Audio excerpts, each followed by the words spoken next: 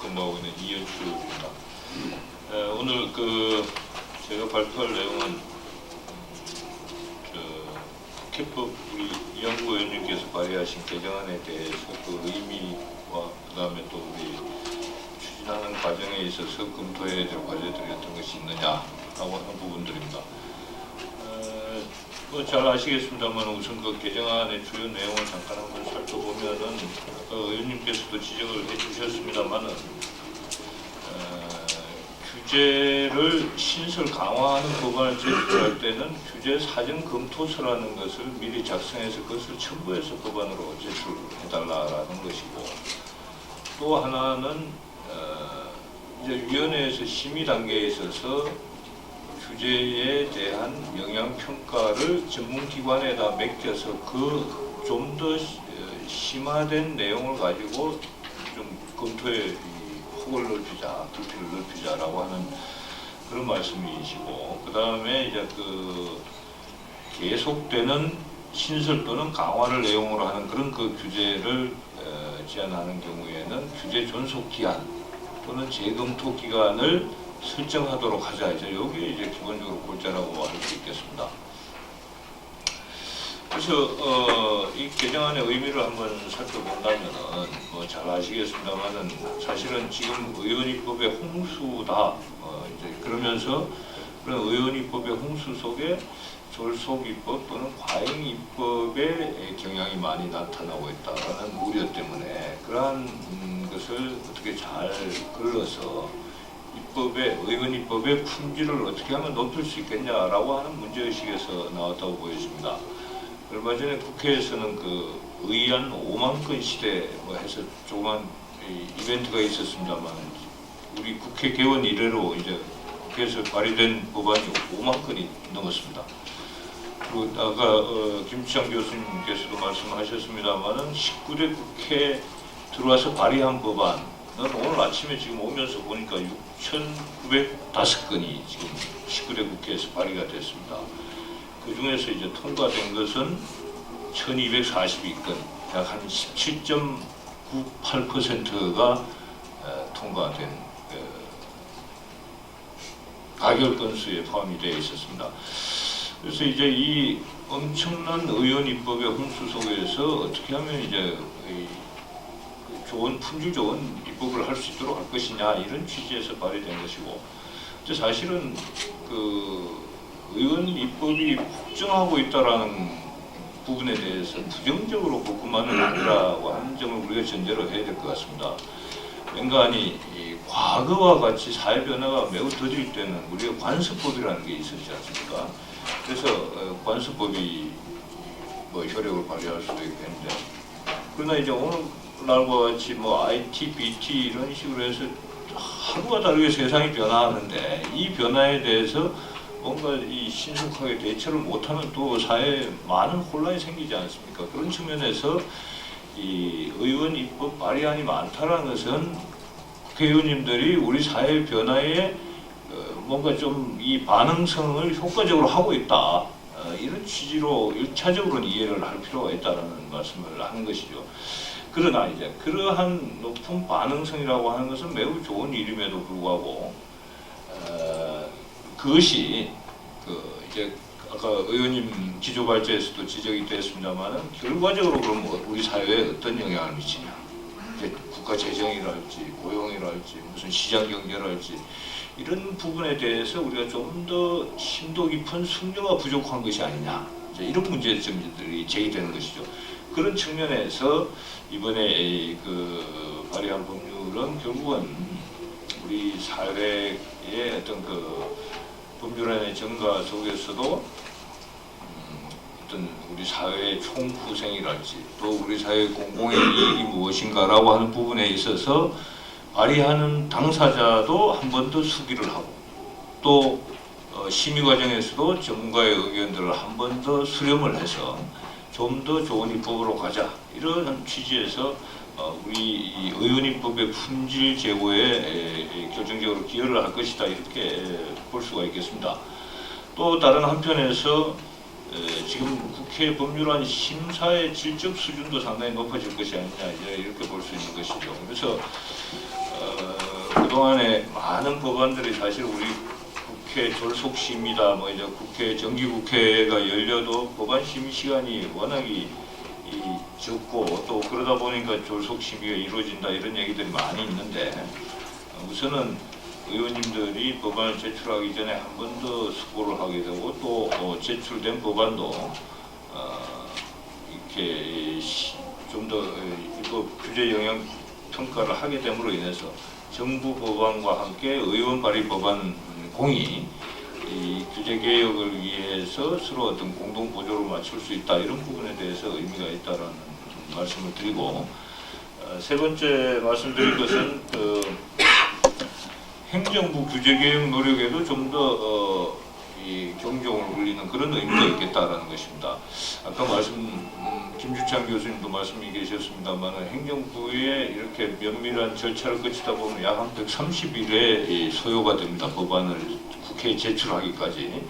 그러나 이제 이 의원입법은 10분의 의원님들이 서명을 하면 바로 제출이 가능하게 됨으로 인해서 정부가 귀찮게 이 규제 영향 평가를 받기 꺼려하는 부처에서는 그것을 그냥 의원님들께 우회적으로 뭐 청구해서 이렇게 입법하는 사례들이 생긴다는 것이죠.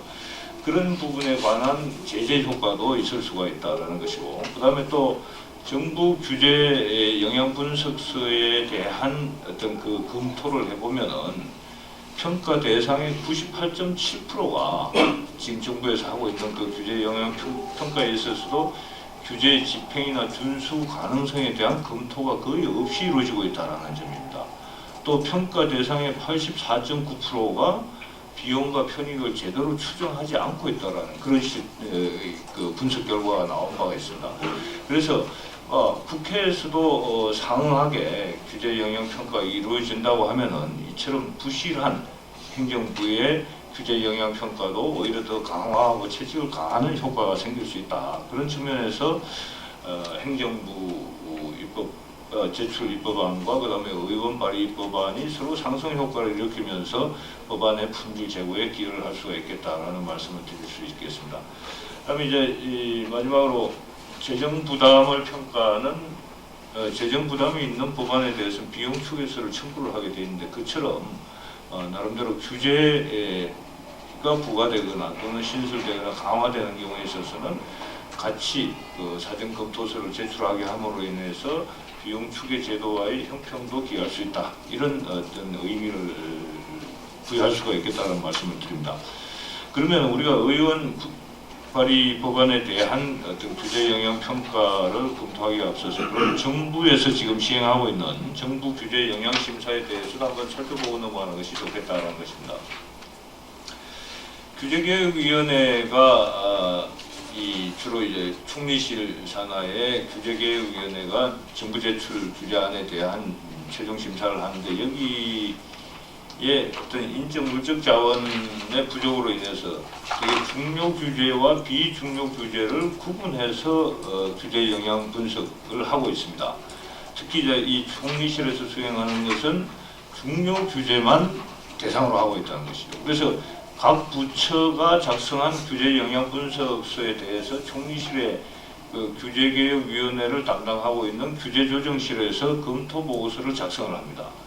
이때 이제 여기서 사실은 중요 규제냐 아니면 비중요 규제냐를 판단을 해서 그것을 분류를 하게 되는데 중요 규제에 대해서 이 규제조정실에서 검토 보고서를 작성을 하고 있습니다. 그래서 그 다음에 이제 비중요 규제에 대해서는 각 부처에서 제출한 그 규제 분석서, 규제 영향 분석서를 그대로 인정하는 형태로 가고 있는 것입니다. 그래서 일단 총리실 규제개혁위원회에서는 중요 규제에 대해서만 검토를 이행하고 있다. 그래서 그 실적을 보면 2012년도의 경우에 모두 1598건의 규제에 대해서 총리실에서 중요 규제와 비중요 규제를 판단했는데 그 중에서 중요 규제로 분류된 것이 2012년도에 약 한 230건에 이릅니다. 그래서 이제 이 중요 규제 230건에 대해서 총리실 규제개혁위원회에서는 규제 검토 보고서를 작성한 바가 있습니다. 그 연도별 중요 규제와 비중요 규제 비중에 대해서는 이제 교회에서 나와 있습니다. 그것을 한번 참고해 주시기 바랍니다. 그다음에 이제 정부 입법에 대한 규제 심사 인력들을 살펴보면은 주로 이제 그 규제개혁위원회 위원들이 외부 위원들로 구성이 되어 있지 않습니까? 이분들이 최종적으로 하지만은 사실상의 실무는 규제조정실 공무원들에 의해서 이루어지고 있다는 것이죠. 그래서 이 규제조정실이라고 하는 데가 전체적으로는 뭐 규제총괄정책관이 한 15명 되고 경제규제관리관 한 17명, 그다음 사회규제관리관 14분 이렇게 구성이 되어 있습니다만 이 중에서 실제 전문 인력으로서 규제 심사를 담당하고 있는 인력은 한 18명 정도에 불과하다라는 것이죠. 그래서 이제 그 18분 정도가 실질적으로 한 240여 건에 이르는 규제 심사를 담당을 했다. 이제 2012년의 경우에 그런 것들입니다. 그래서 그 어떤 이 규제 조정실의 기능과 인력에 대해서는 지금 이제 표 4에 나와 있는 것을 한번 참고를 해주시기 바라고요. 그래서 이제 그 되게 이 18명들이 약한 규제가 1598개의 규제 법안이 정부 제출 법안 중에서 이게 중요하냐 아니냐라는 부분에 대한 판단을 하고 또 중요하다고 판단한 230, 40개의 법안에 대해서는 규제 심사 보고서를 쓰게 된다. 이제 이런 것이 이제 정부 지금 현재 규제 평가의 규제 영향 평가의 그냥 실태다라는 것을 염두에 두고 우리 지금 그 국회에서 지금 논의되고 있는 법안들을 한번 우리가 앞으로 심의 과정에 한번 고민들을 해봐야 될 부분들을 살펴본다면은 우리도 이제 국회에서 많은 법안이 제출됩니다만 그 중에서 규제 영향 평가 대상을 어떻게 잡을 것이냐. 이제 첫 번째 대상은 규제 사전 검토서 제출 대상은 지금 법안에서는 모든 법안, 의원 발의 법안이 대상을 하도록 하고 있습니다. 그래서 뭐 그것은 충분히 받아들여져야 되고 또 앞으로 사실은 그 의원 발의 법안에 대한 수기를 독려한다는 의미에서도 그 규제 사전 검토서의 제출은 모든 법안에 대해서 할 필요가 있겠다라는 것이죠. 그래서 지금 아까도 말씀드렸습니다만 연간 규제가 1000개 이상씩 늘어나고 있는 것이 지금 현재 추세이지 않습니까? 그런데 이것은 규제 입법이 이루어진 게 1000개 이상이라는 것이고 발의 법안 중에서 이 임기 만료 폐기로 넘어가거나 또는 중간에 폐기된 것까지 고려를 한다면 이보다 더 많은 숫자들이 규제 관련 법안들이 지금 실제 제출되고 있다는 것이죠. 이런 측면에서 우리가 이제 그 범위를 정할 때 한번 생각해봐야 될 게 이 아까 규제 학회가 19대 국회 개원 이후에 2013년 2월 28일까지 발의된 법률 3,356개를 들여다봤는데 그 중에서 중요 규제 사무라고 분류된 것은 약 474건으로 나타났습니다. 이걸 이 비율로 따져보면 약 15%가 되는 겁니다. 아까 김주찬 교수님은 그 이유까지 했는데 그것이 중요 규제인지 일반 규제가 포함된 것인지는 제가 정확하게 모르겠습니다만 일단 그 김태용 교수님 발제 자료에 제가 기초해서 비율을 따져보니까 중요 규제는 19대 국회에서 약 한 15% 정도가 된다라고 봐야 되겠더라고요. 그래서 이 규제 사전 검토서는 모든 규제 법안에 대해서 첨부하도록 한다고 하더라도 규제에 대한 심사는 이 영향평가 보고서를 제출하는 것은 1차적으로는 중요 규제를 대상으로 해서 실시하고 난 다음에 이제 우리가 능력과 인력이 갖춰질 때 그것을 점차적으로 확대해 나가는 것이 바람직하지 않냐라는 말씀이고 그 이유는 우선 또 모든 규제 법안에 대해서 규제 영향평가를 실시할 경우에 법안 심사가 지연될 뭐 이런 문제 우려들도 있을 수 있다는 점들을 고려한 것입니다. 그런 측면에서 사전 그 분석서는 모든 법안이라고 하더라도 규제 영향 평가서는 전문기관에 의뢰하는 것은 상임위 심의 단계에서 중요 규제를 대상으로 하더라도 약 한 400개에서 500개 가까이가 연간 추산이 되고 그것은 규제 관련 법안의 약 15%를 지금 비율로 잡은 것이다라는 것입니다. 그 다음에 이 경우에 중요 규제냐 아니면 비중요 규제냐라고 하는 판단은 지금 그 의원님 법안에서는 여야 간사가 합의하여서 위원장이 동의를 한다면은 그것은 규제 영향 평가에 붙이지 않을 수도 있다 이제 이렇게 해두는데 그것은 뭐 타당하다고 봅니다. 그래서 그것이 이제 사전적으로 이 정문위원실에서 법안이 상정되고 검토 보고서를 제출하기 이전에 검토를 해서 이제 여야 간사님들께 보고하는 절차 이런 부분에 관한 내부 절차들이 확보될 필요가 있겠다라는 말씀을 드리고요. 그다음에 규제 존속기간 설정 문제에 대해서는 행정규제법 제8조에서 규정된 규제 존속기간 명시라는 부분이 있습니다. 이 같은 맥락에서 불필요한 규제가 영구적으로 존속되는 현상을 방지하기 위해서는 꼭 필요한 조치다 이렇게 생각이 듭니다. 그 다음에 이러한 그 규제 영향 분석 전담 조직과 관련해서 약간 짚고 넘어갈 필요가 있는데 18대 국회에 약 4년간 12,220건의 법안이 발의됐는데 이걸 4년으로 나눠보면 연간 한 3,055건으로 나옵니다. 이 중에서 우리가 중요 규제를 15%라고 상정해 본다면 약 460건 정도가 지금 나오는 것입니다. 근데 아마 19대 국회에서는 18대보다 더 법안 발의 숫자가 많아지기 때문에 이 숫자는 좀 더 많아질 것이라고 상정이 됩니다. 그래서 약 500건 정도라고 한다면은 정부에서 1년 내 수행하는 중요 규제보다는 한 2배에 이르지 않겠냐 숫자들이.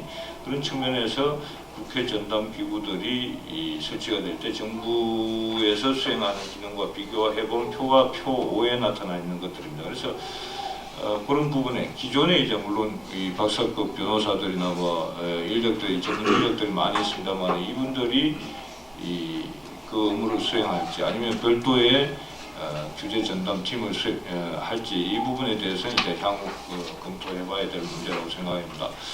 어찌됐든 이 그 부분에 대해서는 앞으로 뭐 국회에서 많은 논의가 있고 또 시민사회에서도 뭐 각별한 관심을 가진다면은 또 이루어질 수 있는 과제가 아닌가 그런 생각을 하고 있고요. 아까 이 회의 전에도 말씀이 계셨습니다만 사실 이제 민간 단체에서 의정 평가를 그 동안에는 뭐 국감 참여 또는 단순히 의정 활동에 대한 양적 평가 위주로 이루어졌던 것인데 그런 것들이 이제 앞으로는 이 질적 평가로 발전하면서 이 선거 과정에 유권자들이 표를 행사하는데 중요한 정보로서 작용할 수 있도록 그렇게 피드백하는 작업들이 동시에 우리가 이루어질 때 좀 더 이러한 그 의원 입법의 품질 개선이 빨라지지 않겠냐 그런 말씀을 드리면서 제 발표를 마치겠습니다. 감사합니다.